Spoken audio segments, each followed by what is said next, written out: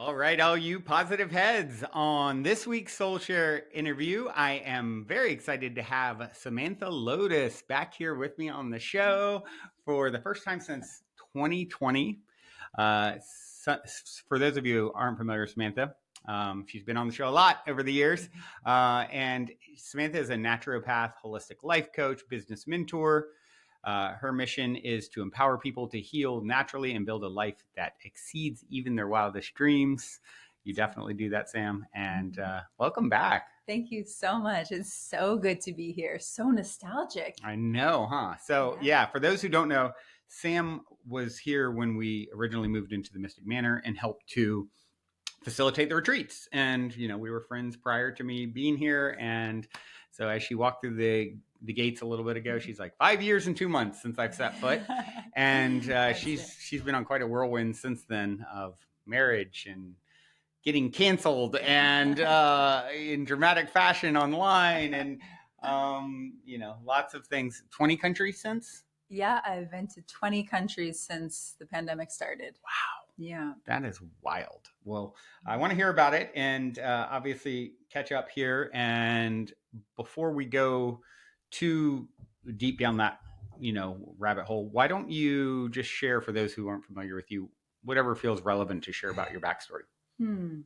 Yeah, well, thanks so much for having me. It's so fun. I love that we used to be roomies and now we get to do this again. And for all you positive heads, I've missed you. I love you. I hope you're all doing so well.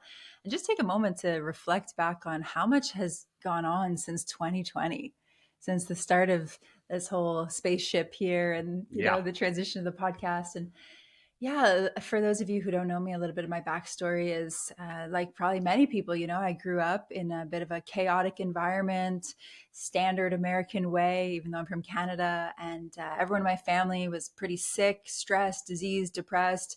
And I kind of just grew up that way as well and struggled a lot with my health, with my physical health, mental health, spiritual health, and just saw everybody around me suffer and sick and go through cancer and mental health issues, addiction.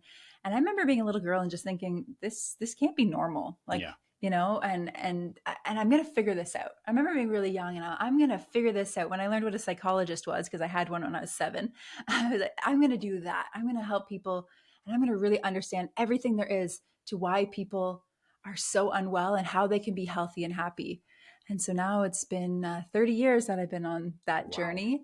Wow. And it's led me down many, many deep rabbit holes that I never thought I would be in. But there's kind of a saying now, if you want to, be a conspiracy theorist, just start unraveling healthcare and you'll end up getting there. So yeah, that's been a little bit of my journey. I learned how to heal myself. And just, when I found that out, I thought, well, everyone needs to know this. Everyone's going to be so excited to know that you can heal yourself.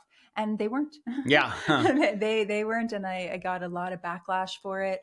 And that really just spurred me even further on this mission to share the truth, to find out the truth and to share the truth. Yeah.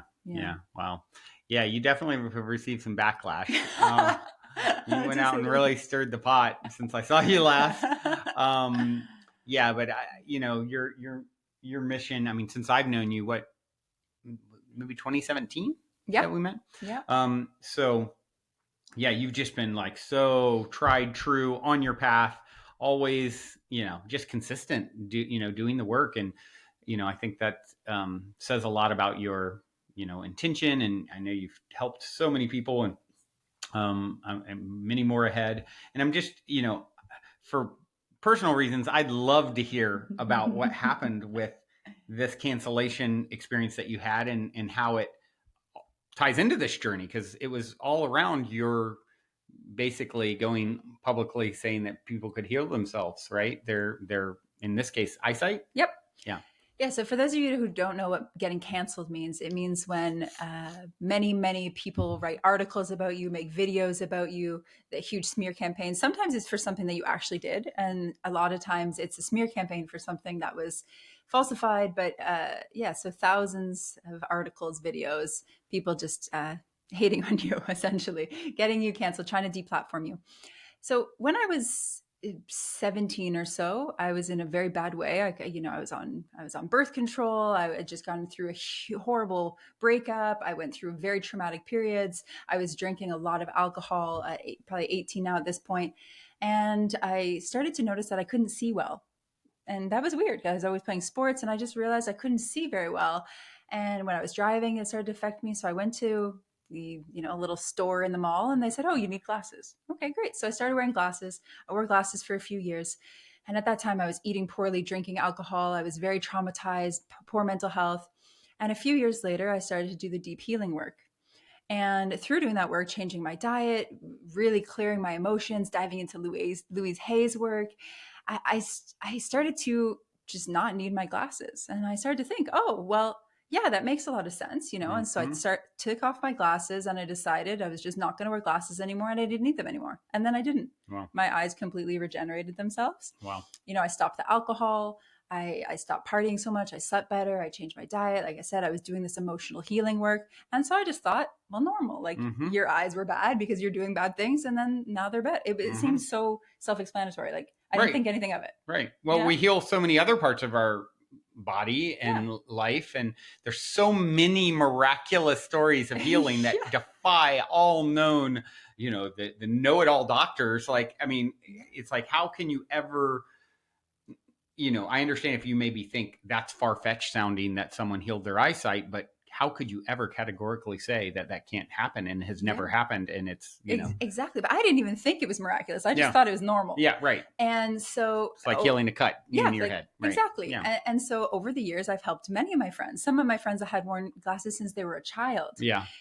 Like Alex, Oh, yeah, some yeah. friends, some of my doctor friends, and so then some of my clients, and even my husband, same thing. He had the same story of he healed his vision. And so I made a masterclass about it Mm-hmm. a couple of years ago. And I put together a whole masterclass, 65 slides. It took me hours to put together. I went through all of the multimodality approach from biohacking to functional medicine to functional ophthalmology to metaphysics, German new medicine. And I decided I was going to put this out for $11, Mm-hmm. symbolically, two ones, your two Ah. eyes, Mm-hmm. $11. The masterclass went viral. Wow. I was a little bit. I poked the bear a bit. The reel I made about it, the video I No, made. you poked the bear? I No. poked the You bear would a never tiny do bit that. by saying that your optometrist is lying to you and that you don't need glasses. Mm. But it was the symbolism of you. If you can heal your eyes, do you actually need glasses? Mm-hmm. If you can heal your eyes, well, No. the premise is that you can. And so I put together this masterclass. It went viral. I had over 500 people purchase the masterclass within the first few hours. And then all of a sudden, I start to see, the next day or two, these negative comments come in, like by the hundreds. And I'd never gotten negative comments before, but by the hundreds, emails were coming in. And this is very strange. And then I started to see the articles. Mm-hmm. The first one was the Daily Beast. Mm-hmm. And then a couple hours later, the New York Times. Wow. The New York Post.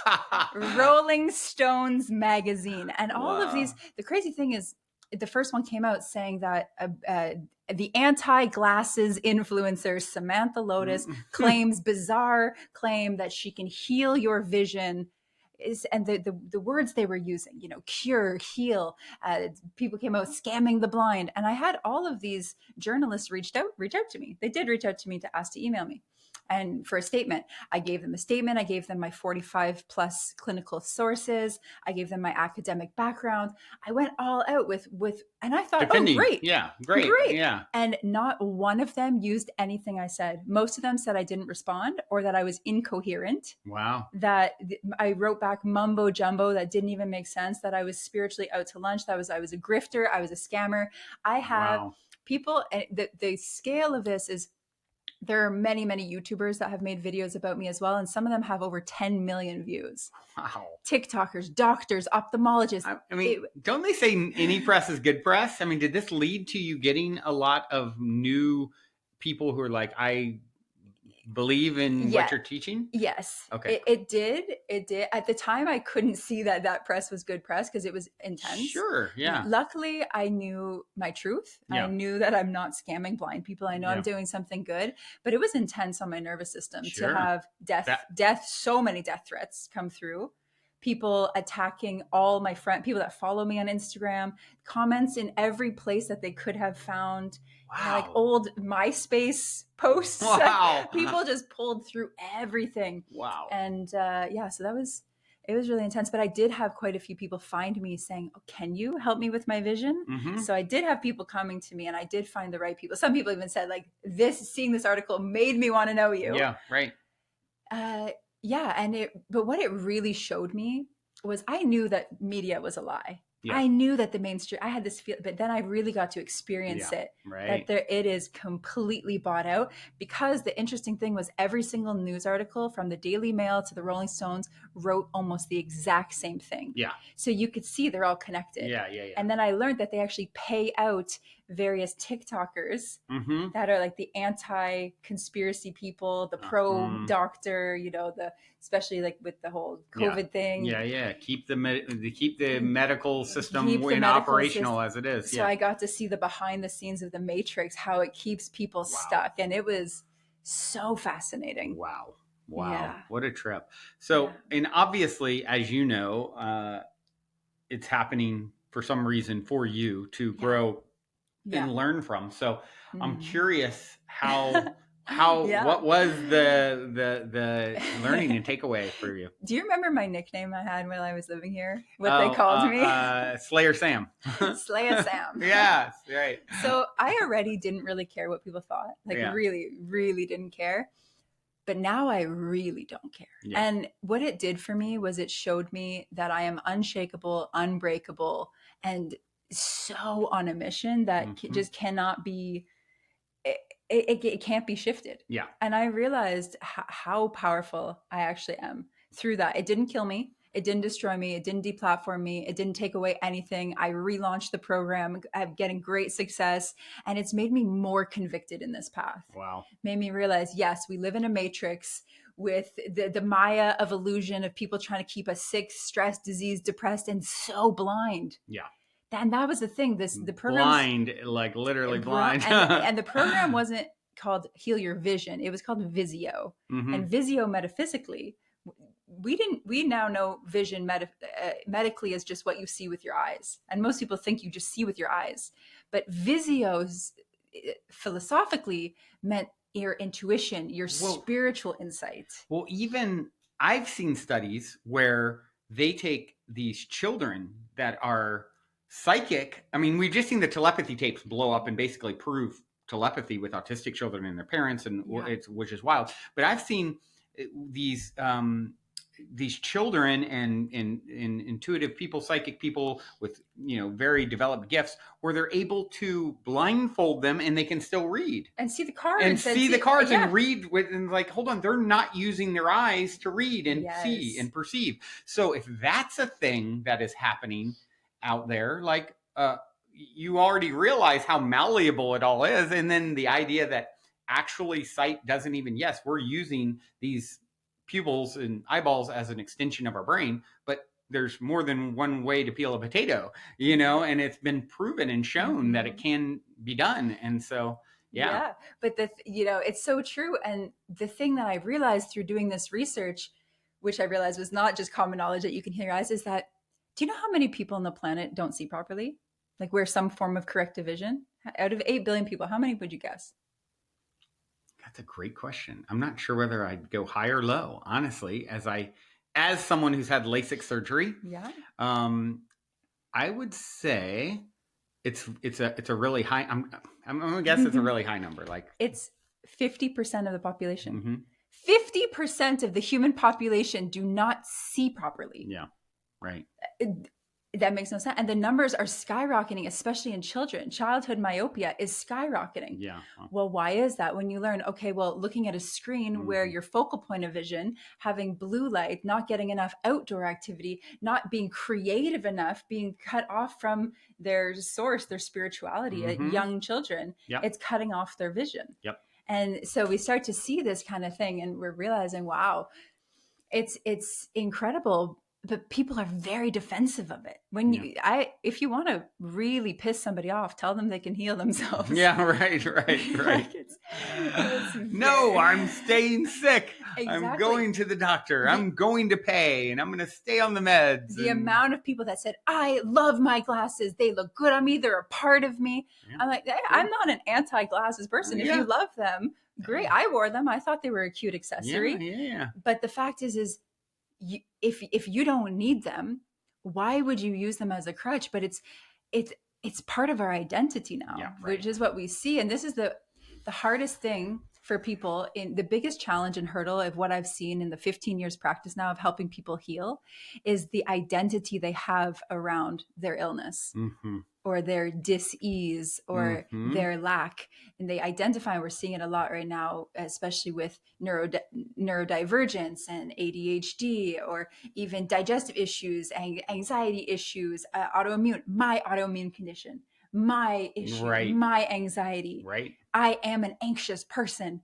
People really identify with these limitations, and they now normalize, well, that's just who I am. This is just a spectrum of normality. But It's like they wear it like a badge of honor. They're yeah, exactly. yeah. But we've almost lost sight that no, humans are meant to be optimal. We're meant Mm-hmm. to see properly. We're meant to digest well. We're meant to have healthy hormones. We're meant to have strong, long hair and nails and great vision and be fit. Yeah. But we've Right. lost sight of that. Right. Right. Right.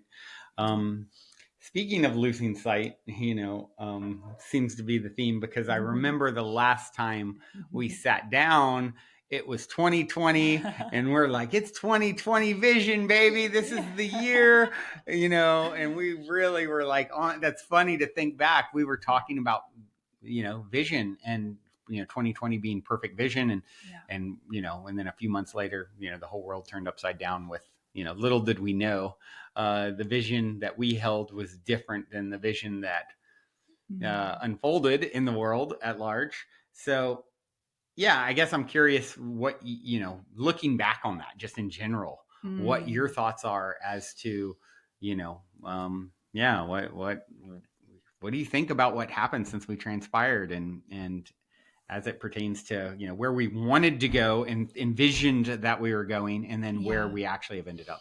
It, I remember that we were planning this 200-person event here at the Mystic Manor, the dry event, and I was leading this meditation. It was a phoenix dying meditation, and then being rebirthed into our golden age 2020. We Mm. thought we were going into the golden ages. It was going Mm-hmm. to be great, easy, fun, amazing, Mm-hmm. abundant. Mm-hmm. And what's so funny, well, the universe just laughs at our plans. Yeah. But truthfully, I do believe that we have come into a time, especially over the last few years, of perfect vision, of 2020 vision. Mm. Everything is coming to light.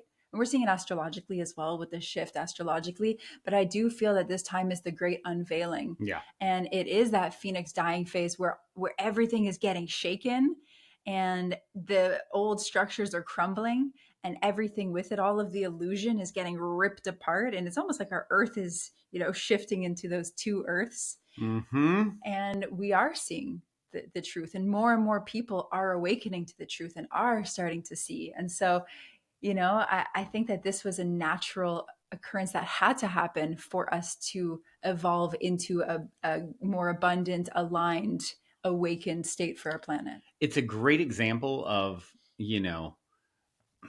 you can't make an omelet without breaking a few eggs. And so you have a vision of, we're getting to the golden age. We were like, so I'd love to go back and listen to that episode where we talk about it. And we're coming into the golden age, and then, like, yeah, okay, you want to go there, let's take out the trash first. Yeah. There's a lot that needs to bubble up and happen on the planet, and obviously we're still in that process. And it's interesting that you mentioned the astrological alignments. Now, I just saw an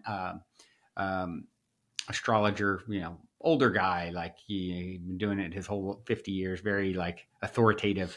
And he was like, I've been looking at astrology in detail my entire life, and I've went thousands of years in the past, hundreds of years in the future. He's like, there's only one time in 500 BC that even slightly resembles the intensity and compression of change that is this year, like 2025, 2026.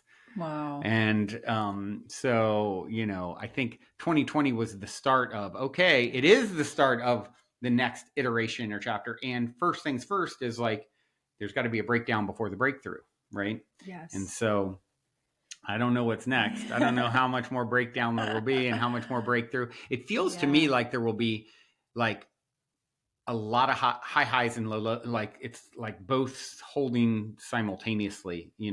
For sure. And that's where we need, how do we navigate this? I've been having this conversation a lot. Like, how do we ride those high highs and those low? Well, it's resilience. Mm-hmm. And this is, again, why I really believe in natural healing, self reclamation, learning about these things and doing this work is we're like, we need to be strong in these times. Like, how are you going to make it through when the earth is, all of the structures are shifting, and so much change is happening? We are being tested. And I think, we need to develop the body, the nervous system, the mind personally to be able to be resilient through these times. Yeah. Right. Yeah.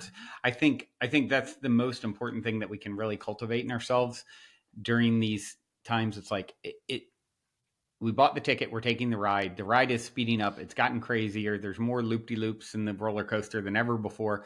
Like, all you can do is like trust the mystery, trust the process of what's Mm. unfolding, and just it's like, find your making ourselves um the calm, the eye of the storm, essentially Yes. turning yourself into, like, there's only one place to find at times the calm, the center, and that's within myself.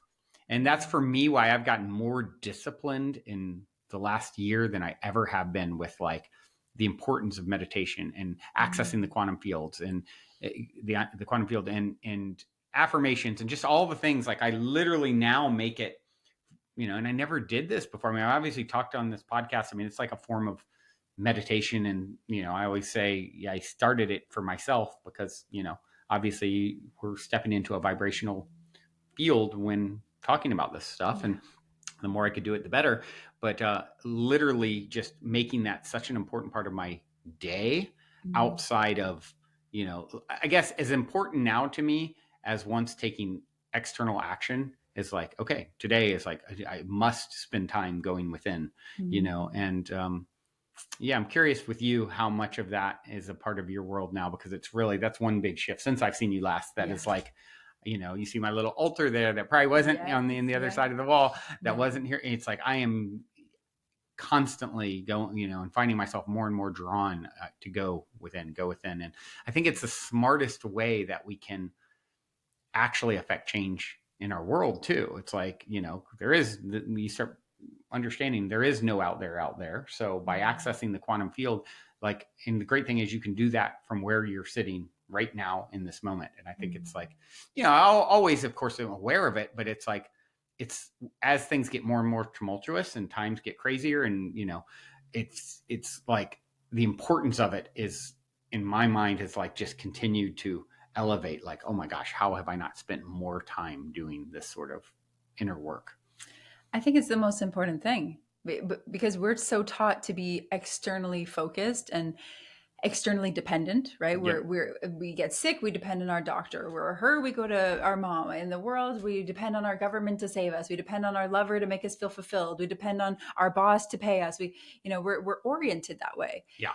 And yet, like, yes, all of those people can help, but really that's so destabilizing unless you have a super strong foundation within ourselves. Yep. And so I believe that spiritual work and deeply rooting within yourself, like planting those deep roots. I like to see the willow tree. Like, you want to have deep roots, a strong trunk, and that personal work.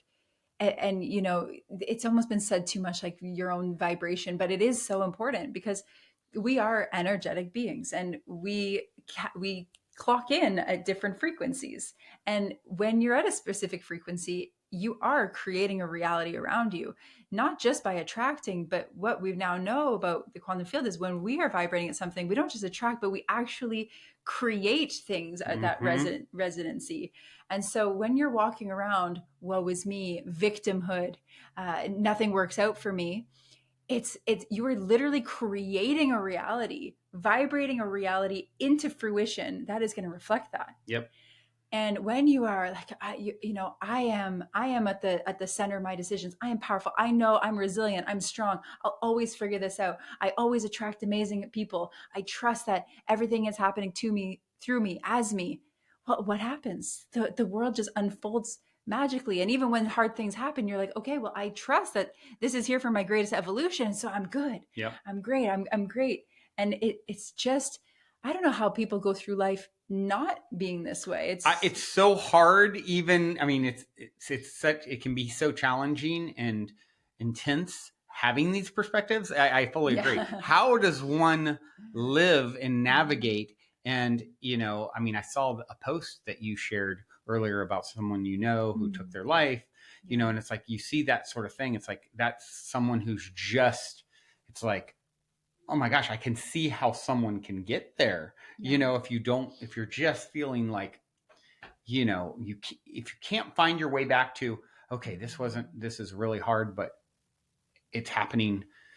I know it's happening for me, and I'm committed to finding that, and removing myself from the victim mentality. And it doesn't mean you don't have moments of slipping into that, but then it's like, oh, I caught myself again.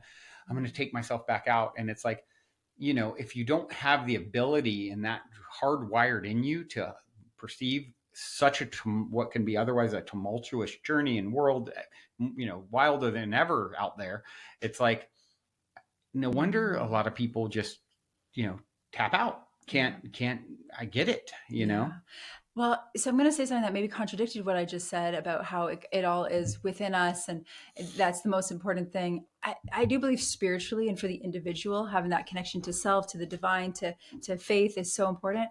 But also we are animals in nature. We are human beings, which has there is an animal component or an earthly component. And I do believe that we are social beings. Yeah. And what I see, especially with people who take their lives, is they feel hopeless. They feel like there's nothing anchoring them to this planet. Yeah. And I know that for me growing up, it was my grandparents having them. Now it's my husband. Yeah. Like having those few key people that I know have me. Yeah. And that see me, that love me, that anchor me onto this planet. Because it's easy as spiritual beings to be like, well, I'm checking out. I'm going back to source, Right. And so find your people. This is something I say to people, like, find your people, put yourself out there to find, you only need one to three good people that can remind you of when you forget, because we do forget, we do falter, we do go into spiritual blindness, and it can be hard.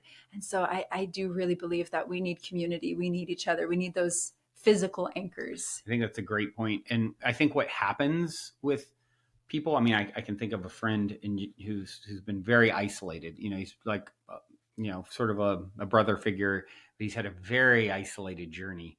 And it's like he's locked himself into that by telling the story of, oh, I can't get the girlfriend or the friends, or I don't resonate with people.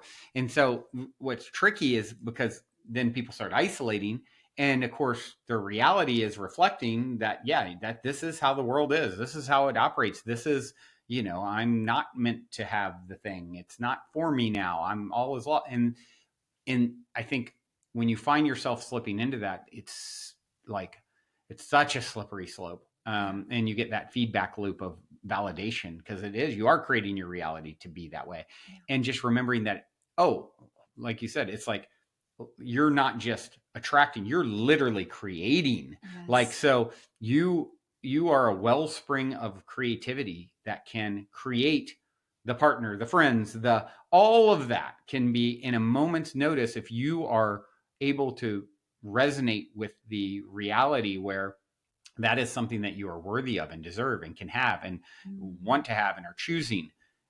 It can't not show up, And so I think, and I get it. When, it's hard. It's hard to turn the boat around sometimes. When you've got momentum going a certain way, and so it's just sad when you see people who get the momentum going that direction, and it becomes self-fulfilling, and then they just throw in the towel. That's why we have to have these conversations. You need to be aware of the signs. And I actually went through depression this summer, and I've only been depressed once, and that was when I was at 17, 18. But this summer I went through depression, and I didn't even know it. It snuck up on me, and And so I'll tell you the quick story. I had moved to Dubai, right? I've been living in Dubai and I thought it was going great, but then summer hit. So summer is 130 to 140 degrees Wow. Fahrenheit every day. Wow. It's very polluted in the summer. And so you couldn't really go outside. You can't go outside because you just melt. It's so hot and it's very polluted. And I also didn't have friends there. And my husband was working in the States. So for about 2 months, I was too hot. I didn't go outside. I just got into Netflix and I had Mm-hmm. never really watched Netflix, but I'm starting to watch these shows and I felt really tired. I thought maybe I was coming down with something. So then, a week goes by. I'm laying on a couch, ordering food in. It's so easy, Mm-hmm. watching Netflix. I thought I'm resting. 2 weeks, 3 weeks, Mm-hmm. 4 weeks. It got to 6 weeks. Wow. My pants didn't fit me anymore. I realized on my tracker ring that I had been doing 400 steps a day. Wow. I was sleeping 11 hours a night. I Wow. wasn't seeing friends. I wasn't seeing my husband. I had no family around. And it hit me. I said, "Oh my God, Sam, you're depressed. Yeah. You're depressed." And it snuck up on me. But I thought I was good. I was watching Emily in Paris and Yeah. indulging in these things, eating this food. And so I was like, no, I booked a one-way flight to Europe. Mm-hmm. I just next week flew to Europe, did 20,000 steps a day, went and connected with friends, got some fresh air. My depression went away. Yeah. But it's sneaky. The thing is that we are a spiritual body and being, but we have a flesh. Mm-hmm. And our neurochemicals, our brain chemicals, our happiness, it depends on our environment and our food as well, right? The stimulus, the things that we put in our bodies and surround ourselves with does affect us. Well, I just saw this hope. Have you heard of this hope molecule thing? It's like a recent study where they realize it's pretty fascinating. By contracting your muscles, we release this particular molecule they're calling a hope molecule, which is the antidepressant. It's like the perfect thing that you need to feel good. And yeah, on path with your highest, most optimal self is no surprise. But like to think that this molecule is only released under the stress of muscles contracting. It's the only way it gets into which our is system. why exercise is so good for us. Yeah. And what you said before about the breakdown and then the rebuild, the breakdown, the rebuild, I was thinking about muscles because that's how we grow. That's how we get fit. When you work out, you're literally ripping your muscles. Yep. And you have to tear the muscles so that they can build and get strong. Yep. And that's the same thing. We have to be doing these things. And life is about overcoming hard things. Studies show that children, when they do long-term studies on children, the number one indicator of their confidence and skill as adults are if they were allowed to do hard things for themselves as children to build that competence. Yeah. And so in our life right now, we're trying to pad people and get avoid them from doing hard things. But when we do hard things and overcome them and grow through them, we develop that confidence and that competence and that strength and that resilience. Yeah. But it all comes from how we perceive it and how we choose to see it. And that's why, again, our vision and how we see ourselves and how we see the world isn't just with our eyes, it's with our minds and our stories and our belief systems and our vibration and how we're choosing to co-create our reality. Yeah. Arguably even more important, right? Is that like, how are we perceiving with our mind's eye? Exactly. The situation in which we find ourselves. Exactly. Yeah. Because it shifts everything. Shifts everything. Two people see the same thing and they interpret it totally differently. Well, I always say, most things are neutral by design. Yeah. Then we flavor them with our perspective on them, which determines it. I don't know if you guys have ever had the experience of, I remember an ex-business partner when he came into my life, and he was a very interesting mix of energies. And I remember saying kind of jokingly, but it turned out to be so true. It's like, I'm not sure if you're an angel or a devil, and the answer is both, depending on me and what I'm expecting, co-creating, what version of reality am I stepping into? So to me, it's a fascinating thing to think everyone that shows up in your life, in your movie, is neutral by design. And then you're getting to influence which version of this prop in your movie shows up, right? That's so fascinating. Something that you just said sparked something in me that I feel like I've been really seeing. And maybe you've seen this too. There's two veins here. One vein is how there's a huge rise of Christianity coming back. And another vein here is how I believe that that we can be also in a way neutral. Like we're not, I don't think that we're born inherently necessarily good or bad. I think that we're kind of blank canvases. I Mm-hmm. do. Um, Depending on our conditioning and whatnot, I do believe the soul is good, obviously. But what I'm seeing is this fight of good and evil in our world. And Mm-hmm. I really see that there's almost like, God and the devil kind of fighting for our souls, or good and evil, or light and Mm-hmm. dark. And it's really important for us to have that inner vision to know what energy is leading me right now, what's pulling on me, like what am I making this decision with, how am I choosing to see myself and interpret, and is it through the light of good and high vibrational godliness, or is it through the lens of darkness and Mm-hmm. despair and what I'll call more like demonic energies. Yeah, right. And I think it's important to understand, like, you know, thinking about evil, live spelled backwards. Backwards, Yeah, it's yeah. like darkness, like the beautiful painting behind our heads. How much shadow is in that, Yeah. right? You've never seen a great work of art without shadow in it. Yeah. And, for a star to shine, what's required? A ton of darkness all around it. Yeah. And so when you understand this good and evil, light and dark struggle that we are certainly immersed in this dimension of reality, I think to me it brings some levity to how heavy it can feel when you realize, like, oh, this is a dance that the divine is doing by divine design, and the darkness is a tool so that the stars can shine. And yes, it's intense, yes, it's a lot, and it feels like everything from our human perspective, but there is a more expanded perspective where it's like, oh, this is a game we play, and at the end of the day, I am, unbreakable and invincible. That my soul is, and I'm playing out a certain experience called, physicality, where light and dark is a real struggle and thing to learn to work with, and just, to me, it really helps. Um, it really helps to put a proper place and healthy vision on the darkness, seeing it as a tool. It's a tool for the light, Yeah. and for that, it's actually happening for love at the end of the day. So then it's like, oh, it's all happening so love can exist and know itself. And to me, that's beautiful. That's so well said. Thank you. That's so embracing the contrast. Yeah. Yeah, Yeah. exactly. Mm. Well, wow. We could talk forever. I know. What with our time that we have left, what comes up for you as, it's been 5 years since you've been on. Mm-hmm. You're constantly learning, growing, sharing. What comes up when I ask you, what's most feels most pertinent to kind of share and touch on that we haven't, that you think would be, most helpful and beneficial for listeners? Mm. This is the same thing I probably said on every of our podcasts, but I think it's so important, is you truly are co-creating your own reality. You are in that driver's seat. And I want to tell people, like, you are meant to feel really good.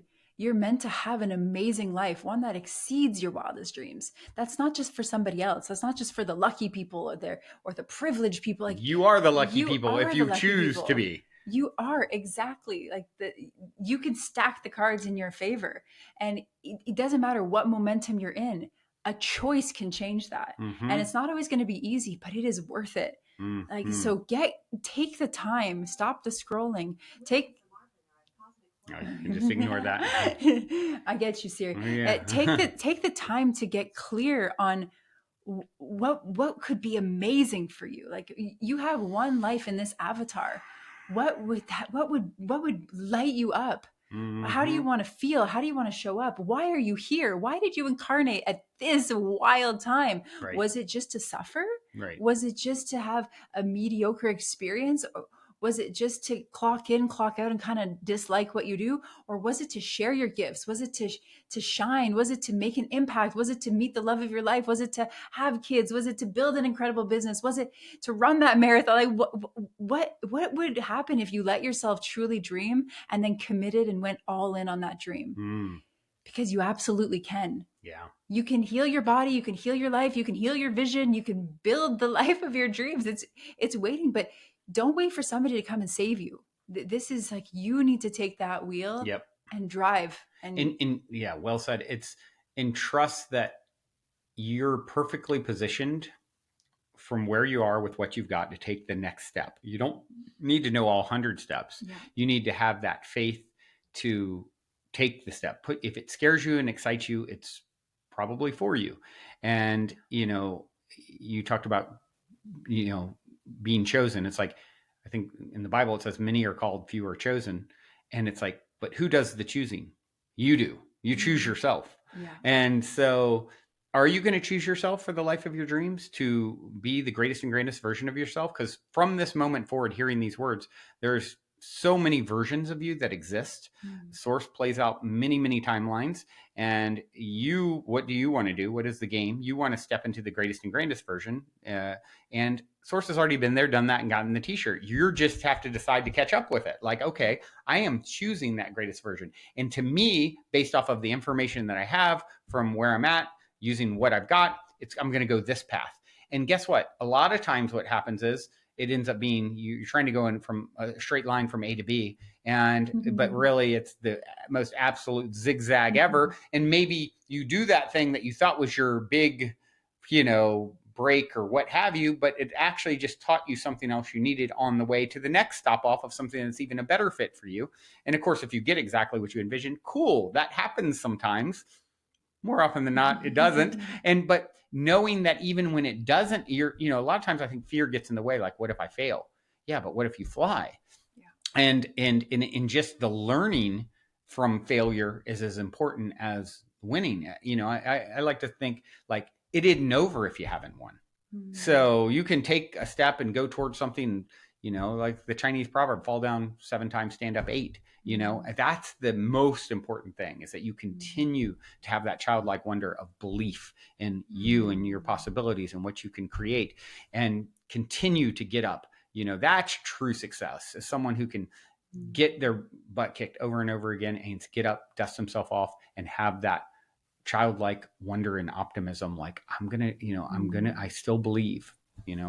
This is so important, especially for the spiritual community, because what we are sometimes taught is that it's meant to feel good and easy, and it's always in full alignment and flow. And if it's not in flow, it's not meant for you. If it's in resistance, no, like sometimes you're going to get canceled. Yeah, right. And it's going to suck. And sometimes you're going to fall flat on your face and people are going to laugh at you and point and make fun of you, and that's going to suck.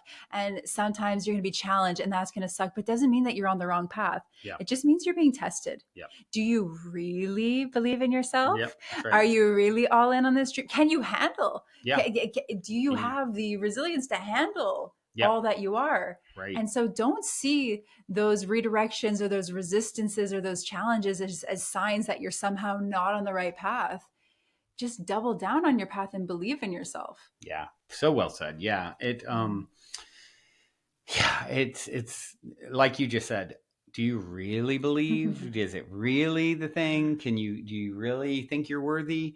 Even when no one is giving you the props that you maybe once got or think you deserve, or, and I think that's a really beautiful thing too. I've definitely had my own dance with that whole dynamic. And it's like such a beautiful thing to like, oh, now I'm alone. Now, oh, where are the screaming fans or the partner or the, who really loves you? Well, I really love me. Who really believes in you? Well, I still believe in me, and I think that's a point in the journey we all come to, because we're fractals of Source, God, higher self, the universe, however you want to reference it. It's like, if you are a fractal of God, and you're not just a drop separate from the ocean's in the drop. You are reflecting God's journey. Well, what is God's ultimate journey in existence? To learn what? Well, if it's all one, who to love? Self, right? So God is literally on a journey, an eternal journey of falling in love with self. And so, we can have such varied paths in our life, doing so many different things. But I think a core tenet for every one of us, the principle that we must learn and embody and get, is self-love, because that is God's ultimate journey. And so once you get that you are as worthy as any other being ever has been, could be, or will be, because you are one with it all. You are a fractal of the source. And if there's only one and you're this part of the one, guess what? You're worthy. And so once that really lands, you can come back to that again and again and again. When the, you know, you're praising me and putting me on a pedestal. Great. I'm going to be very unattached to that. Cool. Oh, now I'm the villain. I'm going to be unattached to that. Cool. It's like, just regardless of singing praises or I'm the worst or I'm the best, I'm canceled or I'm exalted, you find equanimity in knowing, these are all like clouds going by. And at the end of the day, what really matters is, how do I feel about myself? And I think that's a big part of the experience you just had with the cancellation, thing. It's like, it's a great experience and test of, do you still believe in you? Do you still love you, Sam? Because you're getting a lot of people, coming at you very negatively. Yeah. And it comes down to truth. Self-love and truth are two very similar frequencies. And that's it. It's, do I know that what I'm doing is true? Do I believe in that? And can I, and this is kind of I think Jesus is a really great role model for me. He always has been. He was the most hated, the most loved, but the most hated. He was crucified. Yeah, right. But he was speaking his truth. Yeah, right. This same truth. I and the Father are one. Yeah. With the faith of a mustard seed, you can move a mountain. He was literally like teaching these principles. He was teaching like, you are that. Yeah. That right. I am that I am. Yeah. And so when you find what your truth is, what your variation, your fractal that you are here to speak to in this world, just speak it with truth and hold yourself in the potency of your own self-love and your own reverence. Because you will be canceled or exalted or loved or hated. You'll probably it doesn't experience matter. every different version of it. Yeah. All the different facets of what's possible. And it's just here to, that's what life is. It's an experience that we get to experience, a gift that we get to ride through in all of its flavors. And how beautiful is that? It really is. Yeah. Did you see this study they did recently? They used some kind of like measurement tool at MIT. It was like a collaboration with MIT and someone else to see what the most powerful emotion was energetically. Yes. And they were like, well, you'd think it would be love, and it was authenticity. Yes. And so to me, that was like, and then I saw this near-death experience story where the guy, like his great-great-grandmother showed up, or someone like, family member that he didn't know. He found out later that's who it was, because the name of the guy ended up, oh, that's your great-grandmother, great-great's name, and it was like, what was being shown was the same thing as that study. That study was showing, like, you think about it they're measuring vibrational offering off your physicality and seeing, wow, when someone's emitting authentic thoughts or feelings, they're way more powerful than any other time affecting a room or in their life.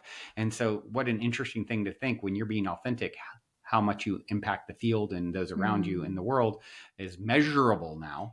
What is authenticity? It's true to you. Yep, that's right. That's right. And it's your power. It's your direct core line to source, where the line is open without a bunch of things in the way that are inauthentic, that literally create blockages to you channeling your essence. And, same thing in that near-death experience. His great-grandmother or whatever took him and it's like, look, there's all these versions of you. All are things you could do and whatnot, and are parts of your soul to varying degrees. And integrating them all into the most authentic expression of you is the only way to get through, basically pierce through the veil into heaven, essentially, was what they were shown. It's like by coming and embodying your most authentic version of what is possible for your avatar. And what I've seen is the best way to heal your body is to be true to yourself. Yeah. The amount of women that I've seen with fertility issues, and they hate their job. They quit their job. Their body becomes fertile, or they're in the wrong marriage. Yeah. Or they're lying all the time to themselves about something. Yeah. It's same with vision. There's a huge component of something happened in your life that shut down either like it wasn't safe for you to be seen, or it wasn't safe for you to see something. And so the brain shuts it down. Yeah. Some of the lowest vibration emotions in people that have major health issues, autoimmunity, arthritis, shame, Yeah. like anger, these Yeah. like more dense vibrations, Yeah. apathy, grief, Yeah. that holds in the body. And that's the opposite of pure love and truth. Yeah. Not that they're bad things to feel. We need to go through them and let them, work their way through our system if they come in, but we get so stuck in them. Yeah. And Right. so we need to learn how to use those shadows, like you were saying, take the shadows so that the stars can shine and we can see the light. But we need to transmute it. We need to use those things and Mm. move through them and just not get stuck there. Return to source, return Right. to truth, return to our love. Yeah. And just when you're in dealing with something that is darker, just remember that, like, where does a lighthouse need to be? It needs to be Yeah. put where there's darkness. So Yeah. you're there to be the light, not to succumb to the darkness. Mm. And I think that is a wonderful guiding principle to recall and remember when you're in it. Yeah, and everyone can. Yeah. That's the thing. It's anyone listening who's going through hard times or has been struggling. It's like you absolutely are able to. It's not exclusive to only some. Each one of us is that fractal, has that power, can make that decision, can turn any situation around, no matter how hard it is. Mm. Like you just said, I posted that a friend of ours took his life yesterday. He was a bright light, a coach, a motivational speaker, ex Royal Marine, had everything going for him, but he just could not find that light. Mm. And it's like I wish that he could have heard more of these conversations, or could have Mm-hmm. known that the fulfilled aspect that doesn't come from external. Yeah, the thing that is so challenging hearing about people, and you see it with these great leaders and teachers, and then they have the dark night of the soul thing, and they're like don't find their way out of it. And it's like, what I would say to anyone out there who's maybe experiencing something similar, and I mean, you talked about depression. The most depressed energy I've felt in my whole life has been the last 6 months, after coming off of a breakup, and it brought up all these things for me and brought up the most to look at and shadow work that I've ever done. And it's like, I have the belief that, it's the breakdown before the breakthrough. And certainly I'm doing better now than I was. And even in my darkest moment, it's like, okay, this is a gift. And you learn, like, this box of pain is there, like, I know I will be thankful for it one day, and knowing that it's a gift in disguise. And if you can at least remember that. And also something that motivates me is, I believe if we do decide to check out, I don't, I think the soul instantly finds the relief they're looking for and all of that. Thank goodness, because that's why they were in so much pain. They literally checked out. And my belief is like, what that soul's going to find out is, like, the bad news of it is you get to go through it again until you pass the test, sort of thing. Yeah. Because it's, the light is coming. Every storm runs out of rain. And so just remember, if you're in the storm, just, Winston Churchill, I think, said, if you're going through hell, keep going. Yeah. And, and just, the storm will run out of rain, and you get the gift on the other side. If you take yourself out, you don't get to the gift. And what you get to instead is maybe a reboot. Now, hold on, I got to go and be a baby in diapers again, and then go through the whole thing, and then grow only to get right back to where I was, basically the same thing in energetic circumstances, so that I can actually pass through this shadow, to come into the light again. Yeah. And so that's what I would say to people, if anyone is out there, in a similar place, just keep that in mind. And you're never given something more than you can handle. And I believe that so wholeheartedly. So if you've, got something coming up in your life, like I had skin issues for many, you probably remember this. And they've gotten a lot way better. And still, I mean, well, that's a whole nother conversation. I mean, it's still like imperfect, but 95% better. And one of the things, though, that I remember when I was researching it was like, well, you got to understand, when these flare-ups are happening, that were happening on my face at the time. I was like, it's because your body is what your body does, it prioritizes healing. So it's in a healed enough state with all the other things where it says, okay, we're stable enough and ready to deal with the toxins that are now being shown as a, blemish on my skin or whatever. So we're going to release those toxins now because, we can, we've prioritized and we're to the point where we can actually process this energy and release it and move through it and deal with it.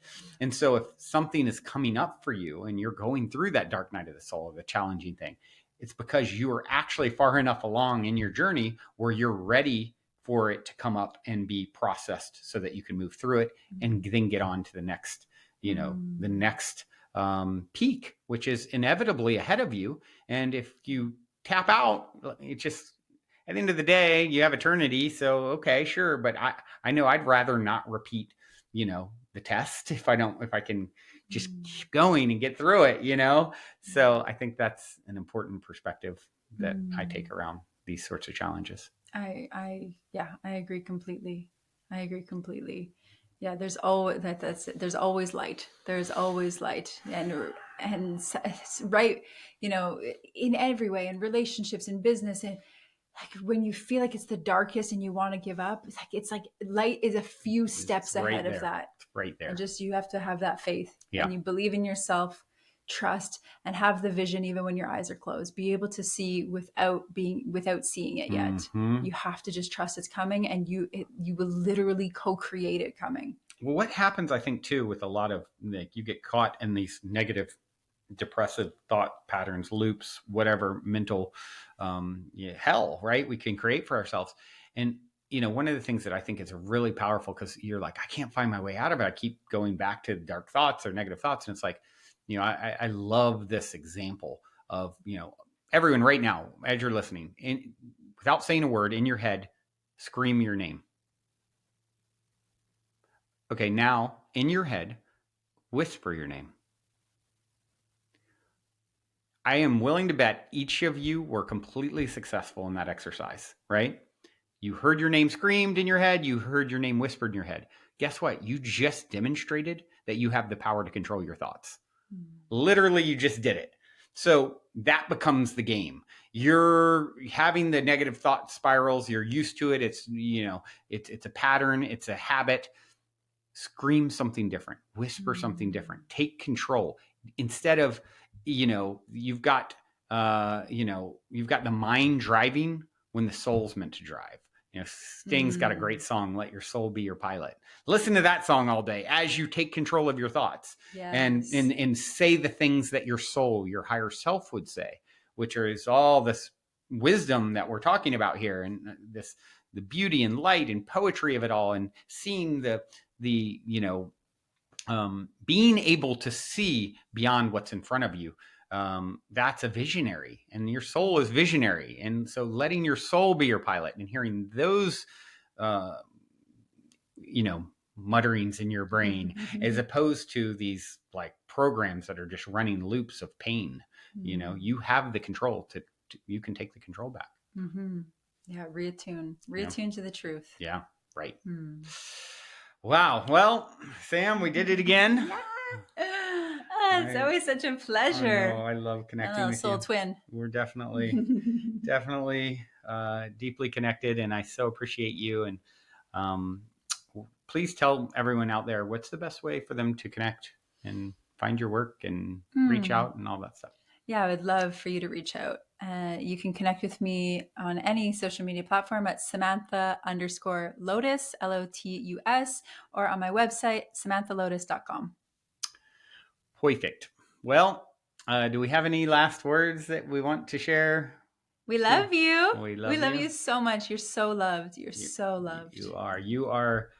Think of it like this. All these words, it's like so easy. I go back to this one all the time because it's so easy to like, oh, well, Samantha's got this going for her, Brandon's got that. And and we're so good at this comparison game. And what I like to say is, like, if you're tuning into this little broadcast out of the infinite things vying for your precious attention, it is because you are such a close vibrational match to everything that's been said and done here, that it is like that which is like unto itself is drawn. Water seeks its own level. You are literally connecting with this because just like Samantha and I are July 27th and July 28th, and according to like some modalities that indicates strong past life stuff, and we think we've had that.